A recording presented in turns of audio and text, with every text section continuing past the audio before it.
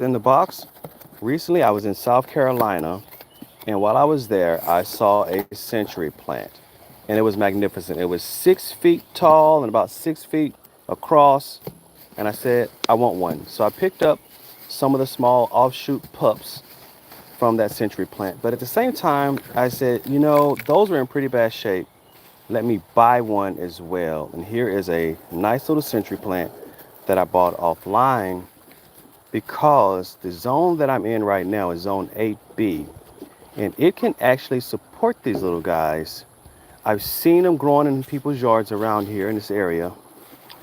What I did was I went and I purchased a very large ceramic pot, which I'm going to show you this pot right now. And I picked up and I put the pups that I had picked up, and I'm going to put this one that I just purchased, all going to go into this pot. Now, as they get older, I'm going to transfer them out, right? I'm going to take them out of this pot.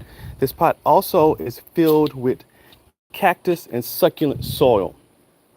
So in here right now, 1, 2, 3. Make a little hole,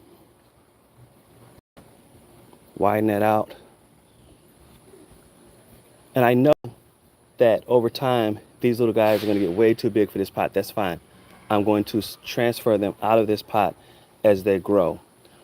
The key thing is making sure you're in the right zone. So they're in the zone that can support them. I'm in zone 8B in the US. It could definitely support them. And then making sure you have them in a pot. If you're not going to put them in the ground, if they're going in the ground, they have to be in well-drained soil. That's the reason I wanted to put them in a pot, because I wanted to be able to control the conditions of the growth medium. So they're in succulent and cactus soil. That's what I purchased. It's a succulent cactus. They sell it at, garden centers, Home Depot, Walmart, Lowe's. They have a version of it. That's the only type of soil that's in there. This pot at the bottom of it, there is a hole for drainage. And I also wanted to set it on concrete because I wanted it to be in a place to where when that water does drain at the bottom, it could freely flow away from the pot. I didn't want it to be stagnant. That was the main concern. I'm mostly concerned about drainage. The other thing was I wanted to get in the area where also was going to get the most sun, because they sun-loving plants.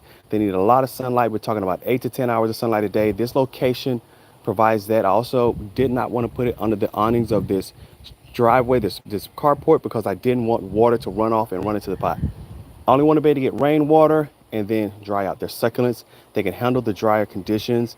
You have make sure the pot's large enough. Again, I can tell you right now, I'm not leaving it all in this pot. As they get larger, I'm going to take them out. In the end, there will only be one of them in this pot. This is a century plant, is the common name for it. These plants live to be about 30 years. They can live from 10 years to 30 years. Somewhere between 10 and 30 years, the plant will reach full maturity. At full maturity, it will send up a spike, beautiful flowers. After that, it's going to die. But before that, it gets really large and really impressive. And I've seen some of them and they're really beautiful.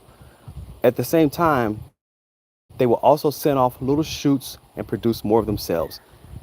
The one that I saw was about 6 feet tall, 6 feet wide, had multiple offshoots. All of these little ones came off of one plant. So this came from one plant, this. So these three all came from the same plant. I may take this one up and move it a little further over to give those two a little bit more space, since those are the two largest.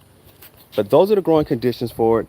It's going to do really great here. I'm going to watch it over time. Again, I'm going to transplant them out of here and put them into pots.